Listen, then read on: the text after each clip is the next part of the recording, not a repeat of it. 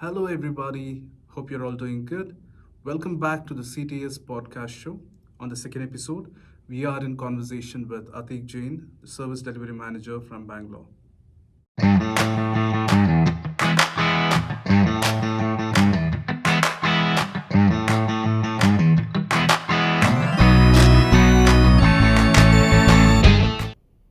Hey, Ateeg, Hey Sam, thank you so much for being on the show. Finally, it's happening. I know our pleasure's all mine, and I think I should say apologies for kind of pushing it back by a couple of weeks. So No, that's okay. I know it was your health, right? You felt Yeah. sick. How's your health now? much better. Thanks for asking. And the rainy season is here. Finally, can't really complain about it anymore. So yeah, I mean, with rains, you obviously get traffic and all of that stuff. So with one comes another. Correct. Right, let's start with the basic question. This is the first question we're gonna ask all the guests that we're gonna have in the episode. How is work? How is life? And how is work-life balance? Okay. How is work is a difficult question to ask, especially in the current scenario. I think that it is challenging on most days, but because of the team that we have, I think it's more fun as well. Yeah. There are a lot of aspects that we are working on to make sure that the work culture that we want to achieve is something that we kind of get to. But yeah, in the process, I think that one thing that is definitely helping the cause is that we have an amazing team, and I'm talking about everyone. Everyone does their bit. Yes, there are days when things go south, but we have more days in the north than the south, so can't really complain from a work point of view. And then things will get better for sure. Life, things are exciting with the whole change. I think that right now, operationally, Bangalore is pretty stable, and kudos to you and the team leads who've done an exceptional job there. The amount of work that I would have happened to do at some point in time has reduced, and I'm able to kind of spend more time on myself and stuff that I think I would have eventually learned as I grow into the role. So can't really complain about that as well. Work-life balance is a new term that I'm getting to know. In the previous organization, as you know, I was all about the hustle. I don't really have a I can't really say that I didn't want it. I wanted the hustle because I wanted to show what I was capable of, and I think that just continued for a period of 3 to 4 years. And after that, when the whole transition happened, and when I didn't have to hustle anymore, I just didn't know what to do. So now that I do, I am able to kind of take more breaks, which is a feedback that I was getting for the last 8 years in the previous organization. So I'm able to take more breaks, drag more people along as well, and I'm able to get my accounts in. So overall, I can't really complain much. Okay. Now, do you put a differentiator between your work life and your personal life? Do you take time I, off? I mean, in all honesty, I want to, but I don't really know where the gap is because uh, I've been married to work.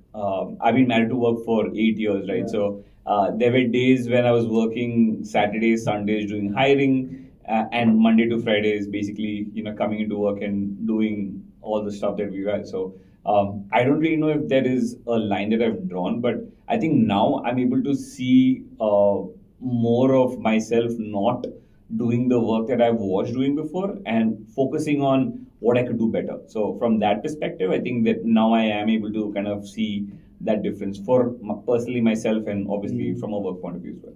Yeah, and I think the COVID also did this for us, right? Like, it's like wiped the line between work and your home because we were working from home. Yeah, Now I'm at office, you go home, you're still in that mood. exactly. So how is that working out for you? For me, COVID was tough personally as well, but from a work point of view, I think it was more challenging because um, at that time I would probably spend say 14 to 16 hours in front of the computer, which isn't healthy, and I would never recommend anyone to do that. But it was something out of choice. I wanted to learn. I wanted to be involved in a lot of things. So that has obviously helped me from a career point of view, but it's also given a different perspective. When it comes to, if you ask me if like during COVID work was better or post COVID or pre COVID, I'd always go back to pre COVID. Yeah. Pre COVID, where everyone used to sit together, there used to be a lot of conversations. Now, post COVID, you have this whole work from home thing, and I absolutely love it. That's why, you no longer have Monday blues and Friday yellows, as we call it, because, you don't crib about coming to work. But the 3 days that you are coming into work, you're meeting people, those are colleagues. Some of them are your friends. That's something which is really important from a work atmosphere point of view. So that's definitely a pleasant change and something that I think all of us are still getting used to, because more often than not, people would prefer staying at home and being in their pajamas and not switching on the cameras when they're on a meeting. But if you're here, you dress up, you meet people, you go out for breaks. That's a different thrill as well. So it's just different dimensions from a life perspective. So correct. I mean, looking back at the pre-COVID days, at least this process, we never imagined there would be a hybrid thing. I know, yeah. Let's talk about your role. You are a service delivery manager. Yes. For the audience, what does the SDM do? See, I won't go into the technical details of it, but from what I understand of the role right now, my job is to make sure that we have a very clear um, work culture where I would want everyone to walk up to literally anyone who's available and make their concerns highlighted.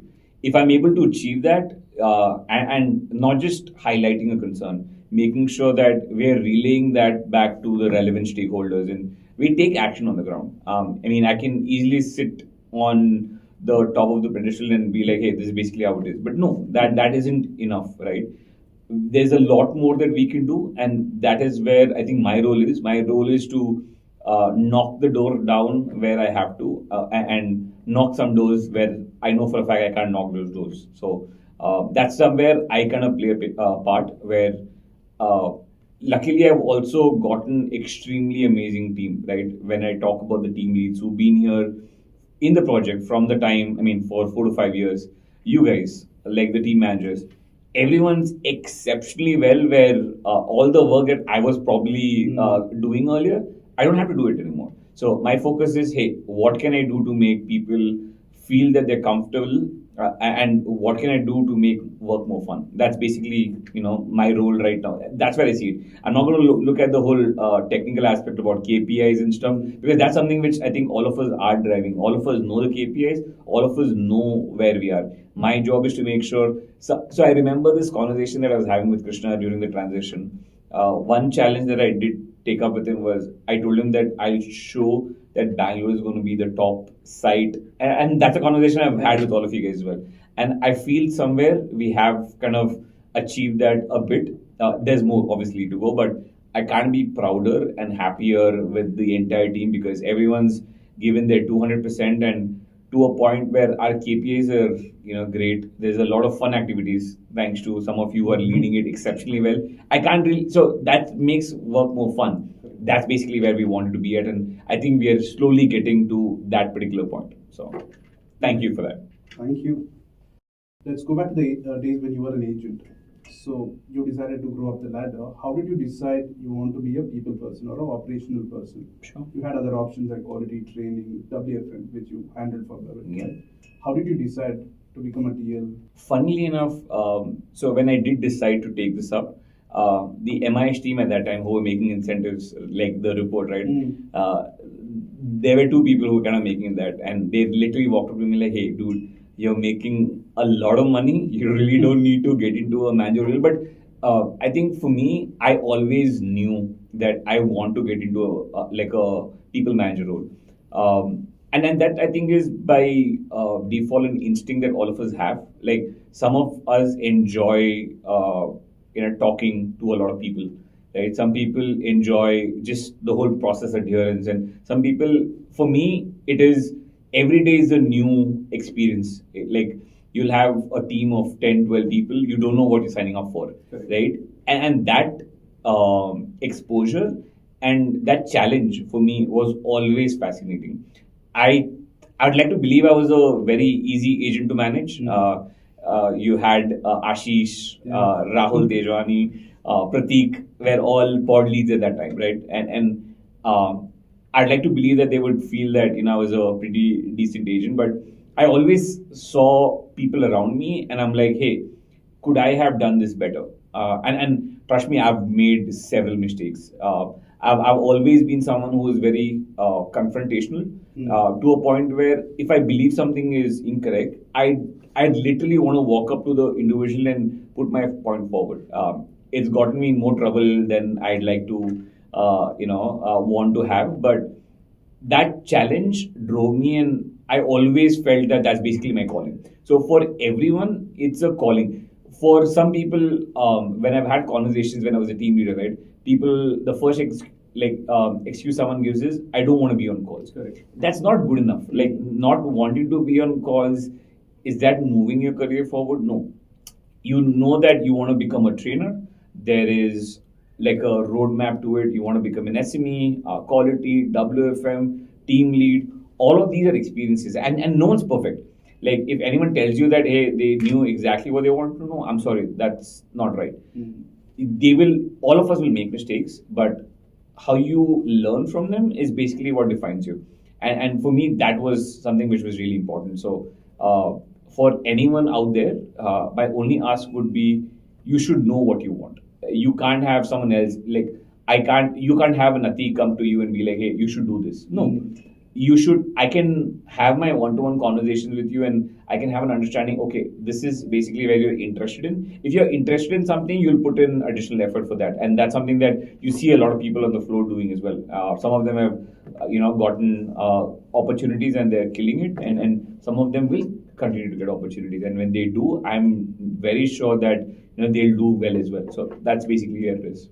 Because you spoke about Ashish, have you reported to Rahul and Pratik as well? Yes, I have. So during that time when I was an agent, every quarter we would have a team change, and I remember.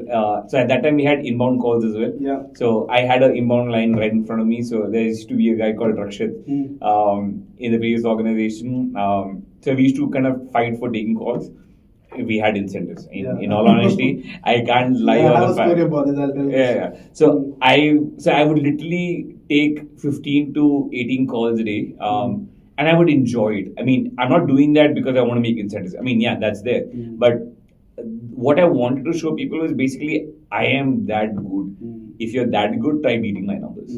That's basically what my intention has always been. Maybe that competitive spirit in me has helped me, and also, some ways made me seem like a person that I'm not. Because for me, if you're good enough, you set the threshold, right? And you want people to come close to you. And if they do, you'll be surprised to kind of elevate yourself. That's the person I am. And that's the person I've always been from the time that I've been an agent to where I am right now. So.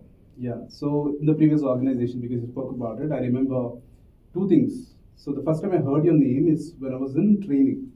So they always used your name, for example, for incentives. Yeah. The month we joined, you made about 2 lakhs or 3 lakhs. Yeah, 3 lakhs. So yeah, they used to use your name for motivation. The second thing I can remember when I think about your name is, we were in the smoking zone. Of course, you were not smoking. You were talking to your team lead.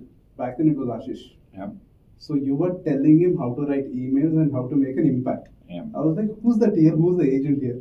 So yeah, I mean, you were always meant to be a people person. Thank you. All right, so let's say I'm an agent now. I decided I want to be a trainer or a WFM or a ops lead.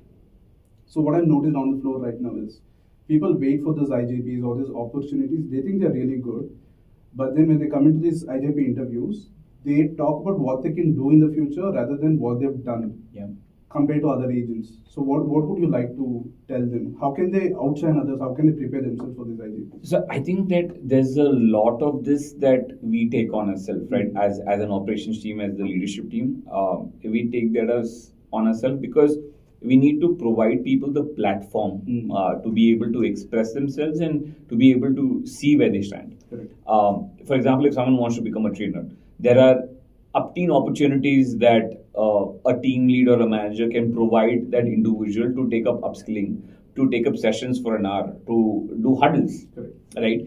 What that does, it builds your confidence, and that's why it's important the one-to-ones that you had, like that you have with your team, to understand what is it that they are interested in. If someone's interested in training, if someone's interested, say, in becoming a pod lead, see, everyone enjoys the designation, but no one enjoys the story behind it. So the grind is more important at this point in time. So if any individual aspires to be or move up the ladder, they need to talk to team leads about it, the team leads, the managers, and I'm sure that all the team leads and managers that we have understand the grind because they've kind of gone through the the entire circle themselves, and they will provide support. I mean, walk up to anyone. See, that's the culture that we want to bring in, right? That anyone who's there, regardless of the shift, regardless of your tenure, you walk up to like a Sam, Ankit, Prabhakar, Ateeg, Madhu, Krishna, or Shraddha for that matter. And if they have a concern, they should feel that they can express their concerns. And we will eventually take care of it. There's no two ways to it. But to create that culture where your designations don't decide how you talk, that's basically what's important. And that is a cultural shift that we already have. I think the vast majority of the team already does that. But that conversation that they're having with the teams is very important. So they can kind of be enablers for their respective folks. Got it. Do you miss being an agent?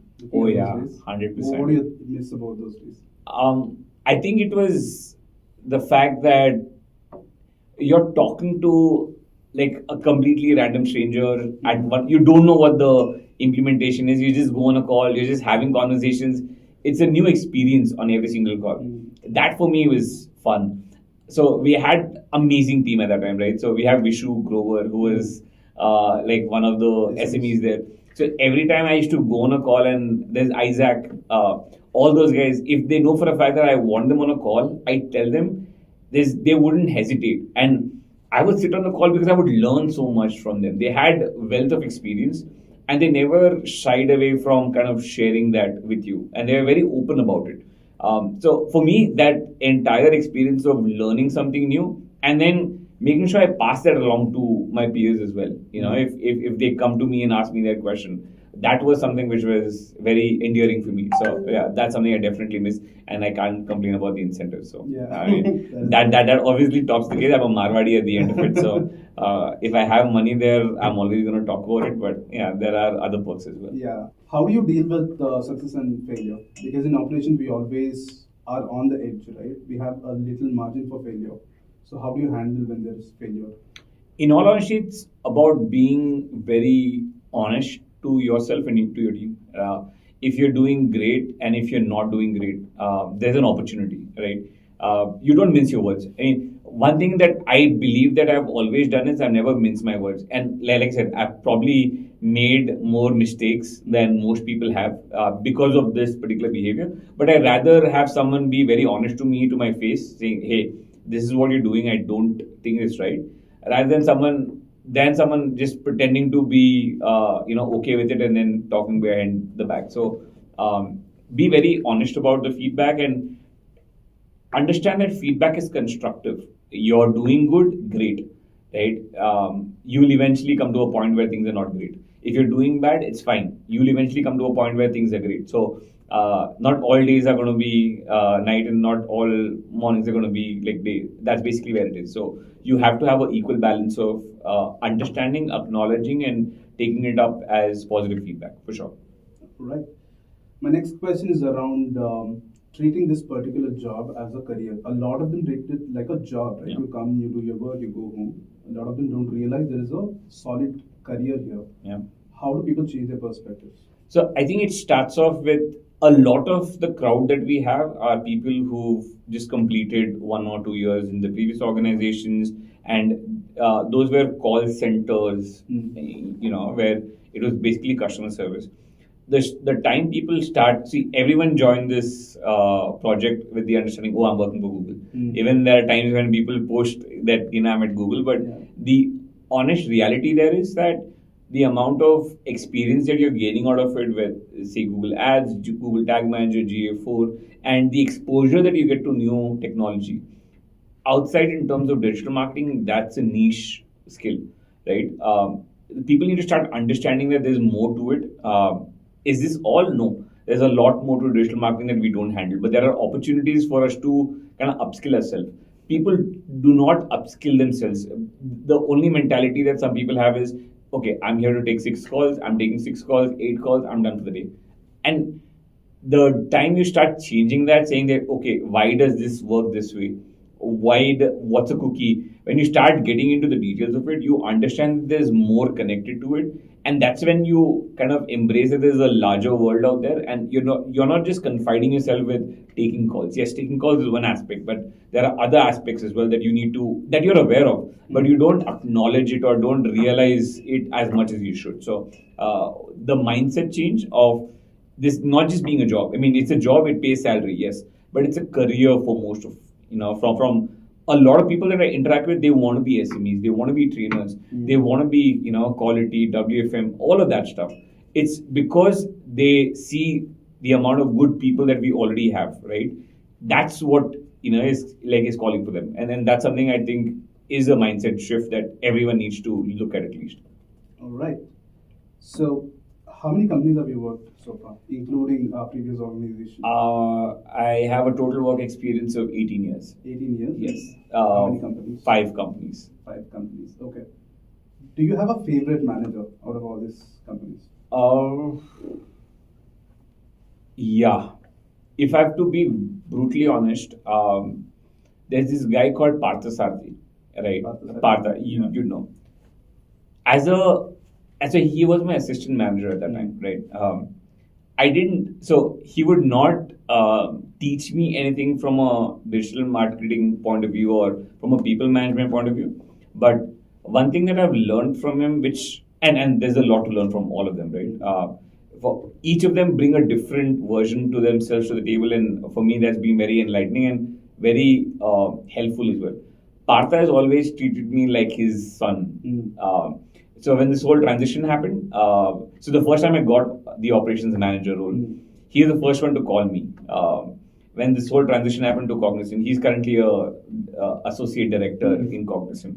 I didn't know, and he called me on Facebook, and I'm like, dude, you're calling me, and we've not spoken for the last 4 years.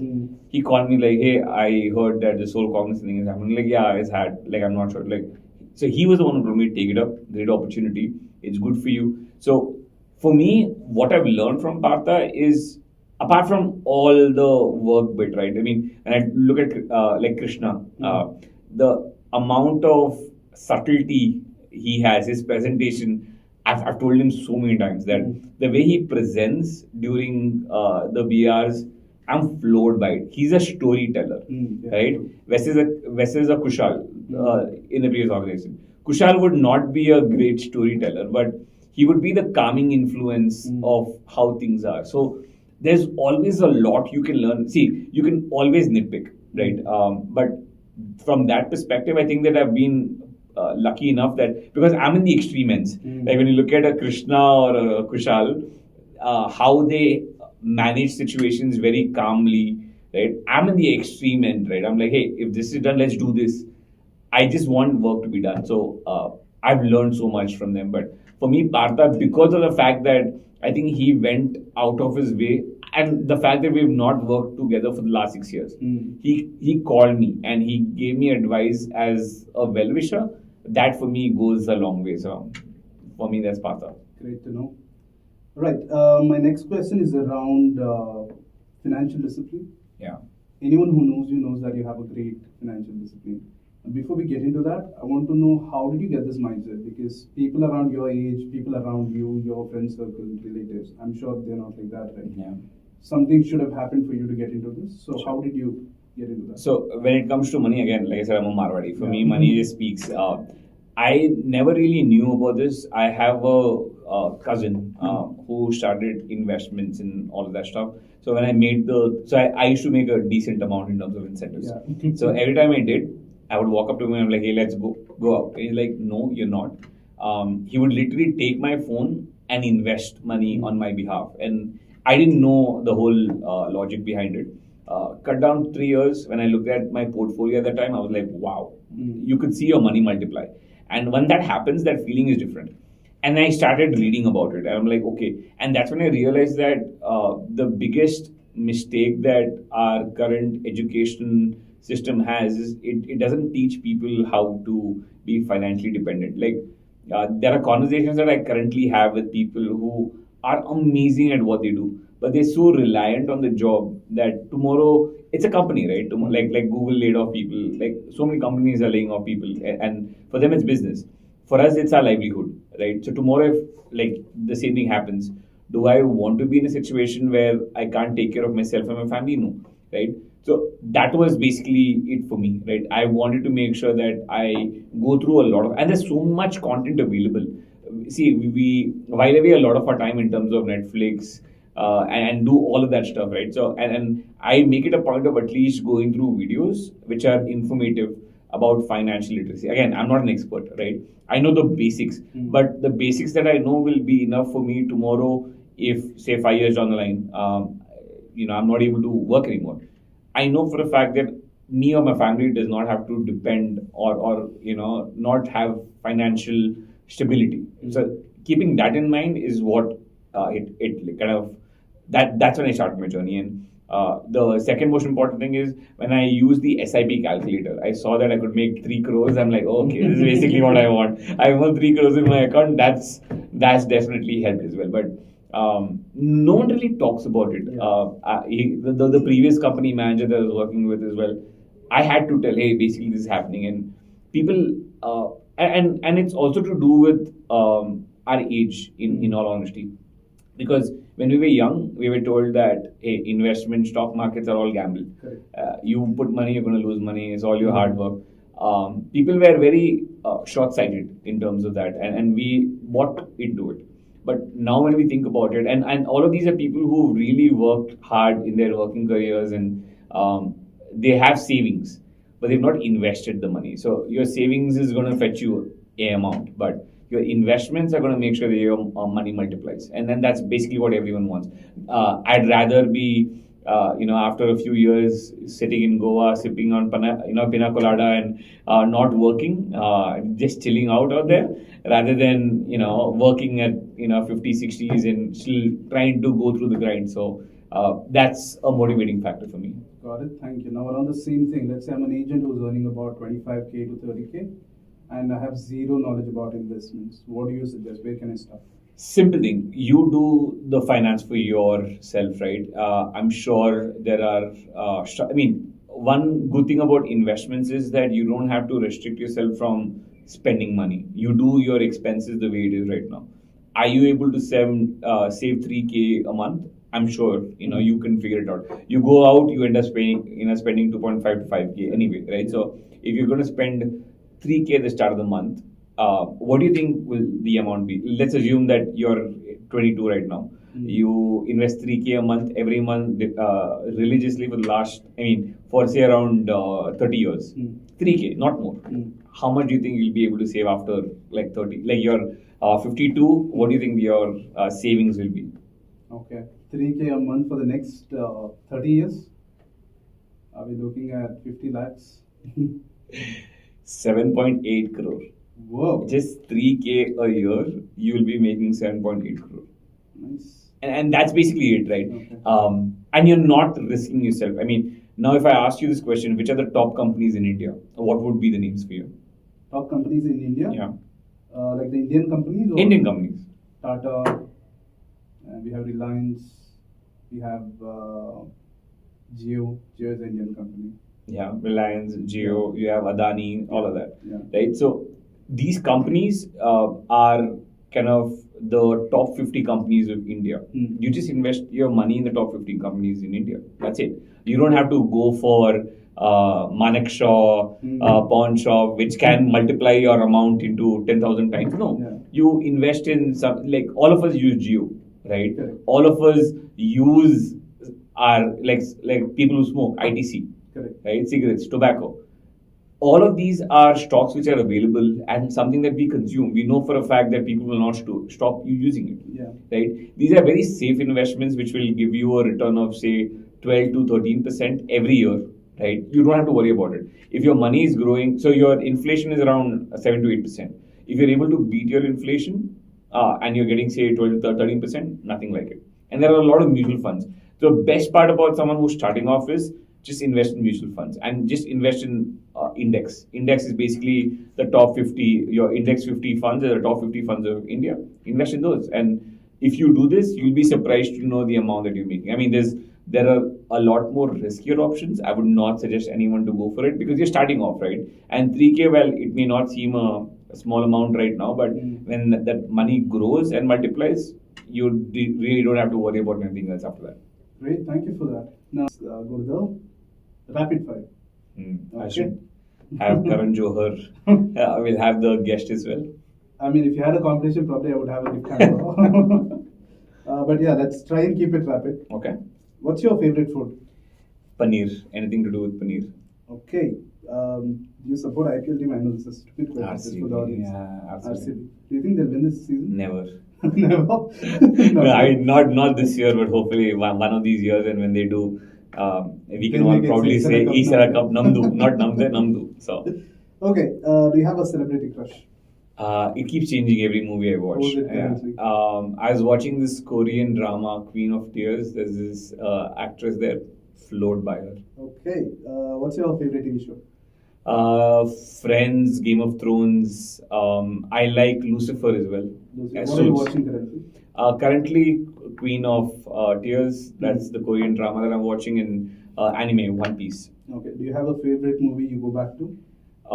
Favorite movie that I go back to? Yes, very shady, but K3G. K3G is Kabhi Khushi Kabhi Gum. Hrithik? Shah Rukh? Yeah, exactly. Okay. Marvel or DC? Both, but No. Marvel mostly. Marvel. Great. We're on the same team. Okay. When are you getting married? Oh, that's a question that I think everyone in my family wants to know. Hopefully soon. The search is still going on strong, so hopefully Okay. soon. All right. So describe in one word. Ankit. Has flair. Okay. Prabhakar. Funny. Sam. Decision maker. Madhu. Very discreet.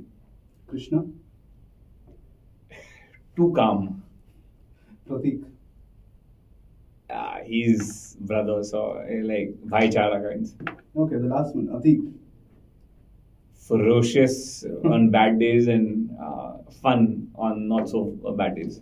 Great. Thank you so much. That is all we had on this episode. One last question. How was your experience on the show? Amazing. I am looking forward to kind of seeing a role reversal and having fun conversations. And the next time when I see those videos, because I saw the video that you put up for Krishna, I think it was really funny. I was surprised to see Krishna kind of watching K dramas, and I walked up to him and asked him, "Which are the one that you're watching? Let me know as well." Because of sharing it. Yeah, so now I'm hoping to get his playlist of all the K dramas. I think this is amazing. The fact that we get to know people outside work Yeah. is more important, and this touch is beautiful. So thank you so much for initiating and conducting it amazingly. Thank you so much for your time, Ateeg. Thank you.